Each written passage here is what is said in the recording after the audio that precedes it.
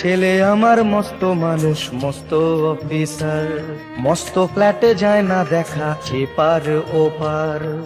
সারাদিন রোজা রাখার পরও দমকে ওঠা কান্নায় ইফতারটা ঠিকভাবে খেতে পারছেন না মমতাময়ী মা সুমিতা। মনে পড়ছে ছেলের আমার প্রতি অগাধ সম্ভ্রম, আমার ঠিকানা তাই বৃদ্ধাশ্রম।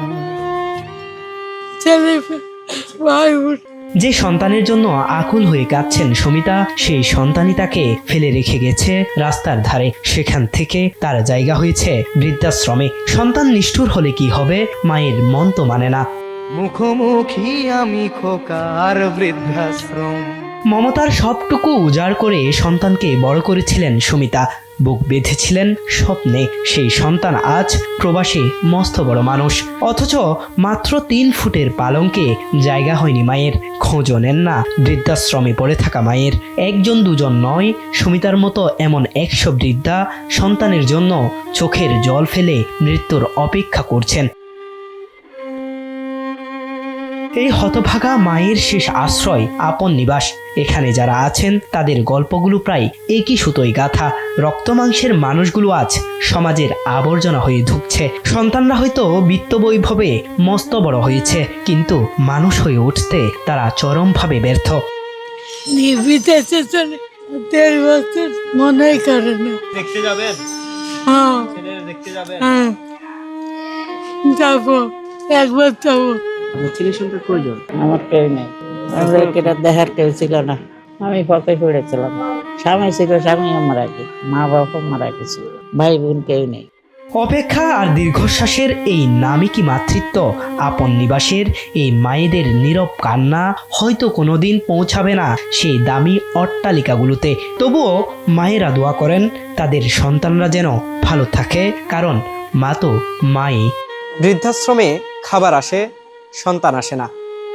যে মা 10 মাস 10 দিন গর্ভে ধারণ করে সন্তানকে পৃথিবীর আলো দেখিয়েছিলেন, সেই মাই আজ অসহায়।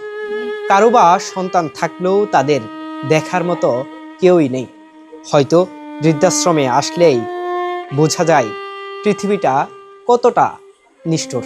শহরের বড় বড় দালানের ইটগুলো যদি কথা বলতে পারতো, তবে বলতো কয়টা মায়ের চোখের জল মিশে আছে অট্টালিকার রুক্ষ সিমেন্টে। যাদের কাছে বিলাসিতার সবই আছে, নেই শুধু মায়ের মতো জঞ্জাল রাখার একটুখানি ভালোবাসা। আলহামদুলিল্লাহ বাবা, আমার পোলাপান নেই বাবা। মনে হলে কি কষ্ট লাগে না, মনে উঠে না। মেয়ে ফালসি একটা হেডাও দেয় না আমারে। কখনো দেখতে আসছে? না, দেখতে আইয়ে না। দেখতে ইচ্ছে করে, কে নিব বাবা? আমার কি আপনার মতো ছেলে আছে?